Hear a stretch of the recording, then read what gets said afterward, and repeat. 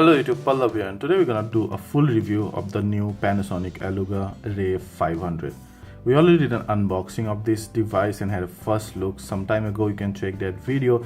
In this one, we're gonna quickly show you what's inside the box again, but more importantly, we'll do a performance camera review of this device, and then hopefully we'll be able to tell you at last whether this device actually deserves your time and money.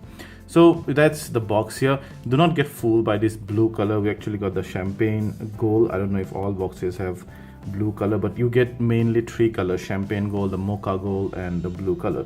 Here are some of the quick specs, and then you have the pricing here. You'd see MRP is 11,990, but you'll get it for 8,999 online.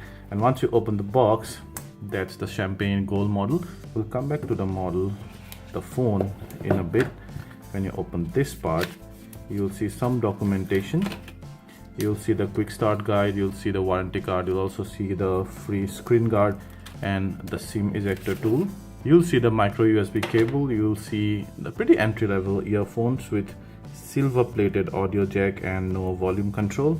And then you also get to see the wall adapter. This is a 2 ampere wall adapter. That's the beautiful looking Eluga Ray 500. So 5-inch device, so it's pretty manageable. About I don't know, 165 168 grams of weight, but still it's good. That weight actually gives you that confidence and it's not gonna slip off your hand. It's an all metal body.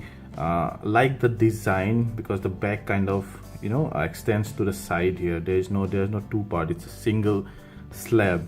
So that adds to the durability of the phone.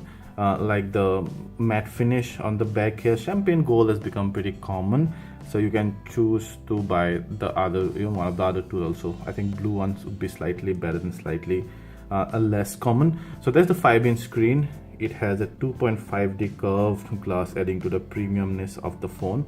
And then you have the 5MP front camera. Your shortcut key is gonna be here. This is a dual hybrid SIM card arrangement. I don't know why they are giving hybrid arrangement. We really wanted dedicated micro SD card slot there, like the Ray 700. You have the power button and volume rocker, all metal, 3.5mm jack, micro USB port, and speaker. Behind you have a dual camera setup. Now this dual camera setup is slightly different from your usual sensor, when the second one is actually a depth sensor. This one does not give you those aperture mode or bokeh mode or depth of field mode, whatever you call it. Instead, this is a 13MP plus 8MP camera combination. The 13MP camera is a normal field of view lens, and then the other one, the 8MP, is a very wide angle 120 degree field of view lens, so that to shoot those landscapes and stuff. You have the LED flash and the Panasonic logo. Overall, love the design, build quality, and hold of this device. Now let's see how fast the fingerprint sensor is. It is fast, but not the fastest around. So that's the 5-inch HD screen here, and HD resolution on this 5-inch screen looks okay. I've never been against an HD resolution. That kind of saves your battery life, which is more important to me. So that's our color card, and it can actually differentiate between these red colors quite distinctively. Not so much between the blue, but still I would say it has a decent color gamut support. Viewing angle is not that much, only about average, or maybe slightly better than average. Overall, decent display. I won't have much of a problem with the display at this price point specifically. Let's check out the settings, and we have Android 7.0. Then we have this memory.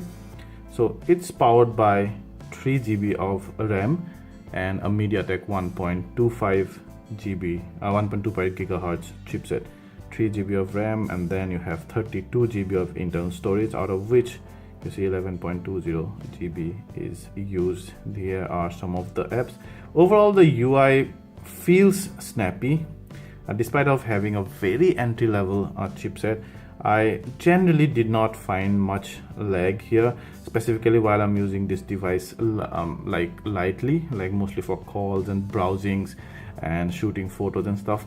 But the moment I switch to heavy CPU intensive tasks, like for example playing games or running GPS, and on top of suddenly switch on the camera, those kind of stuff that are very demanding, then it lags. Also, if you have lots and lots of apps on the background, this is gonna lag. But for light daily usage, this should be fine. So you have the typical Google Android apps. You can see you also have some in-house apps like Arbo, it's Panasonic's virtual assistant, and then also some of the third-party apps. Some of those might be useful, like Amazon. I don't know how useful this Cupcake Dreamland shit is, but you can at least uninstall those, so which is a good thing. Daily Hunt, another shitty app. But yeah, so you have lots of partner apps like UC Web and stuff, but you can go ahead and uninstall those. Check out the camera quickly, and this part we're gonna spend some time because this is one of the USP of this device and also one of probably my favorite features, and mainly due to starting with the UI. It has a very familiar, very old stock Android UI where you have the shooting modes here. This is the normal mode, this is the portrait mode, this is the panorama mode. You can start off by clicking photos from here, start recording from here. You can go to the settings, those maximum 13 MP because we are into the normal lens, normal focal length lens, let's say. You also have HDR, and what else you have? Flash. You also have the front camera. Let's come to the front camera first. The 5 MP front camera, it's average front camera. I would not give much mark to this one because yeah, it's okay in enough light but not so good in low light. But what's interesting here is this dual camera setup, and this is not used for aperture or depth of field mode as I told you before. This is the normal lens, is the normal field of view lens. That's why you see this icon. When you tap this, it goes to the wide angle lens. You see in wide angle you see more mountains here, so it's kind of will cover more things into one frame, but it also has significant distortion. Can you see the line here going slightly tilted, right? It's not straight, it's slightly tilted like this. When you move here, then you'll see it's absolutely straight. So it has significant distortion, but that's expected from a lens unless it's a very, very good quality lens. You cannot insert that kind of a lens on a phone. So but this is still very useful, specifically when you're shooting landscape, you're shooting a crowd of people, shooting a street tunnel where you want to include lots and lots of subject. And then this mode, the normal mode, can be to shoot your subject like a single subject or whatever, that kind of thing. So overall we like the image and video quality on this one. For the price, they are very good. They are actually worth, I think, more than double the price, and this wide angle lens alone would, I think, justify the price for the camera for this phone. So yeah, so both lenses are good, the rear lenses, but that wide angle that I told you before shows significant amount of distortion. You can correct those in post-processing though, but under low light they show a lot of noise, and that's true for the front camera as well. The front camera is only average in any condition actually, but still you can take some decent selfies under enough light, but under low light they show a lot of noise. Overall, for the price, I would give very good mark to the camera, and not so much for quality, but at least having a two kind of shooting mode option, and specifically for that wide lens.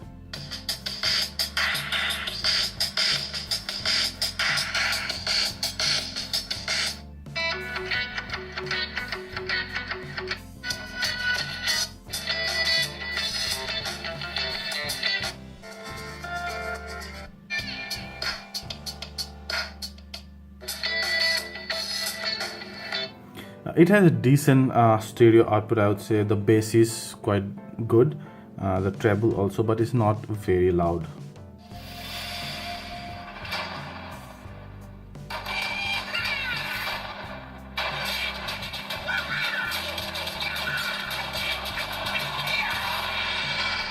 Did you see that? I just was like, what? I like the voice output and the surround sound in the movie mode. So movie mode, I think, will be slightly better to experience than the audio. We did some benchmark testing here, and expectedly it scores much below average. So you see only 30,000 in AnTuTu score, and then very low Geekbench score in almost all categories, and then you have 3D Mark score again very low. So yeah, quite low benchmark scores. But when it comes to battery life, this guy really excels. It has a 4000 mAh battery as compared to the 5000 mAh battery of the Ray 700. But the Ray 700 actually will give you just over 8 hours of screen on time. This one gives you 11 hours and 14 minutes of screen on time. And why you does that? Mainly because of smaller screen and that HD resolution, among other things. So that's the difference it makes, the resolution makes to your battery life. The Ray 700 has a full HD display. This one has an HD display. The Ray 700 has a bigger display. This one is slightly smaller display. If you do not mind the 5-inch and HD display and you prefer the battery life, you really value that, this is the one to go. 11 hours and 14 minutes, an incredible battery life, one of the best, I would say. We played some demanding game on this device like Godfire and Modern Combat 5, Asphalt 8. That kind of, it lags, skips frames here and there, but never irritatingly. So guys, there was a full review of the new Ray 500, and there I say it has to be right at the top. If you ask me what would be the best smartphone, I'll be one of the best smartphones under 10,000. I'm very tempted to give it number 1, but I'll still wait for some other phones to come. There are still phones that can kind of compete here, and maybe it won't be number 1 if camera is not the main preference for you. But if camera plus battery, these two are right at the top of your preference list, this has to be probably the best phone under 10,000, under 9,000, you'd say. If you like this video, please hit this like button, share this video among your friends, and subscribe to our channel. You can click somewhere there on the icon and then ask anything related to this device. We'll try to answer them in the comment section. And while subscribing, please make sure you hit that bell icon so that you get notified whenever we publish new videos. Till then, thank you.